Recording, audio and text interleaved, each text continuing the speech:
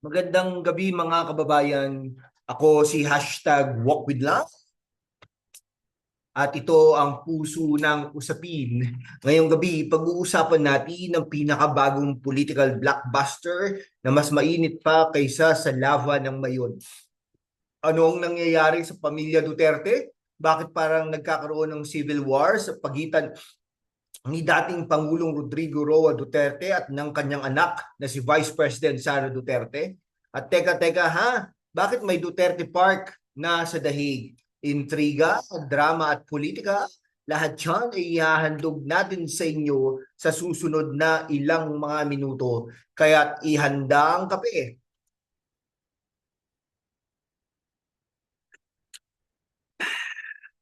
Mga kaibigan, at huwag kalimutang i-hit ang subscribe button at i-ring ang notification bell para hindi kayo makaligtaan ng katotohanan. Mga kababayan, parang pelikula ito ng Game of Thrones meets FPJs ang probinsyano. Si dating Pangulong Rodrigo Roa Duterte na ngayon ay nasa The Hague prison, no? Diyan sa The Hague ay nag-endorse ng dalawang dating militar, si dating Senador Gregorio Honasan at retired Marine Colonel Ariel Quirubin para sa kanyang Duterte senatorial slate. Pero teka, ang kanyang anak na si Vice President Sara Duterte, iba ang sinusuportahan? Si Sara sa isang panayam sa Cebu ay nagbigay pugay kina Senador Amy Marcos at Congresswoman Camille Villar. Ano ang nangyayari? Bakit hindi magkasundo ang mag-ama sa kanilang mga kandidato?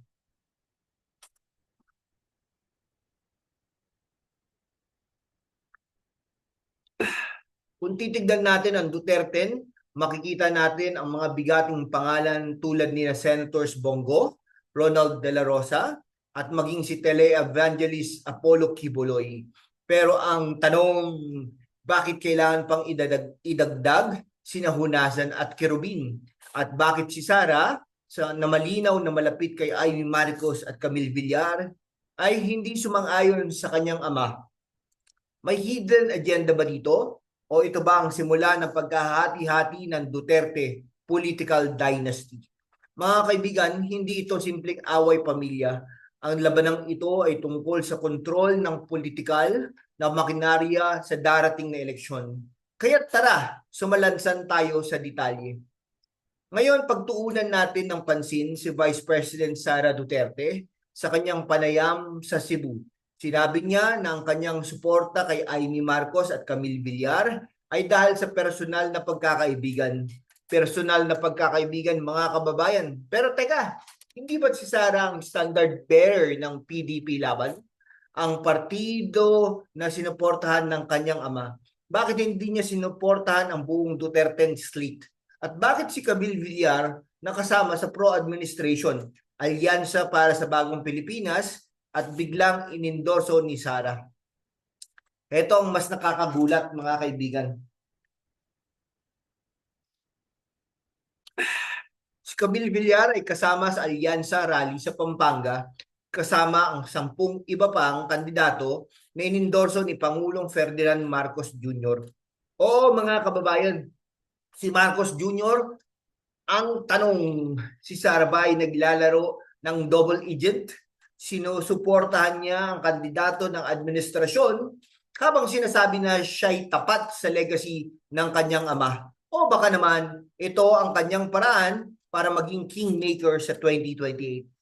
At teka ha, si Amy Marcos, dating alyansa candidate, pero ngayon ay independent. Ano ang diskarte ni Sara?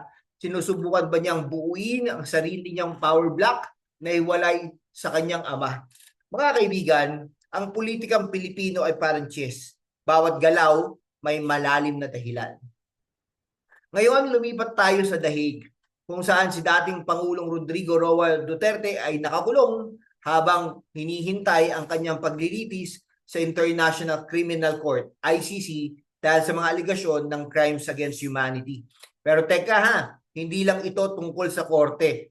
May Duterte Park na sa labas ng kulungan niya.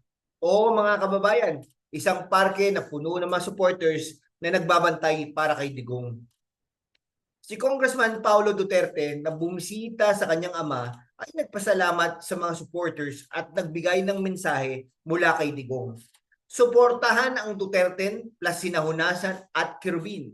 Pero mas nakakapukaw ng atensyon ay ang legal drama sa ICC. Si Nicholas Kaufman, ang British-Israeli na abogado ni Pangulong Rodrigo Roa Duterte, ay binatikos ang dalawang abogado, sina Cristina Conti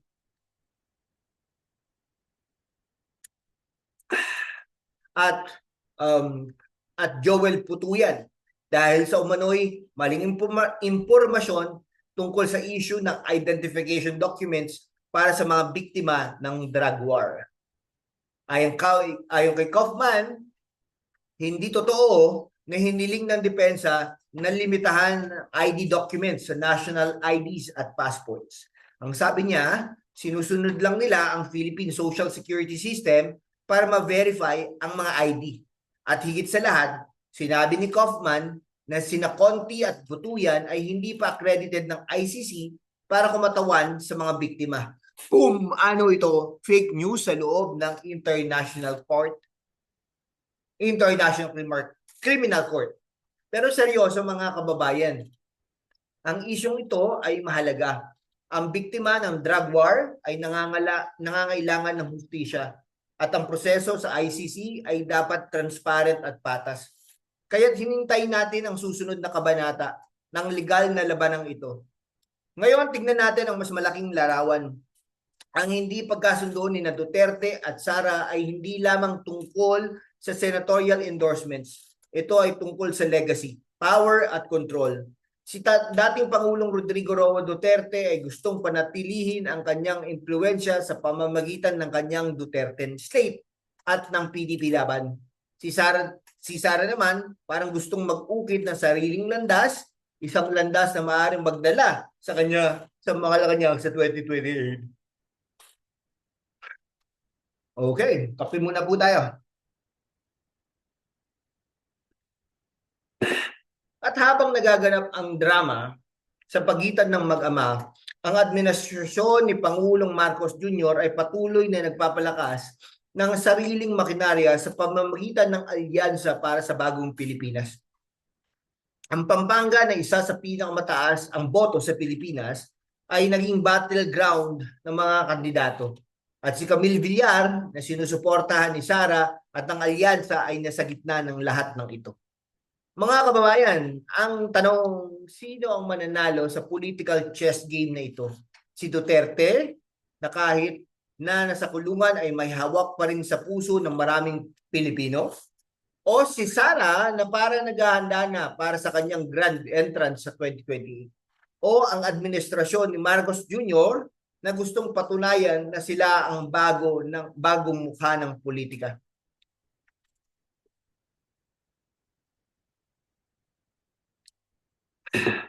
Mga kaibigan, ang politikang Pilipino ay parang teleserye, punong-puno ng plot twist. Pero ang mahalaga, kailangan nating manatiling informed at vigilant.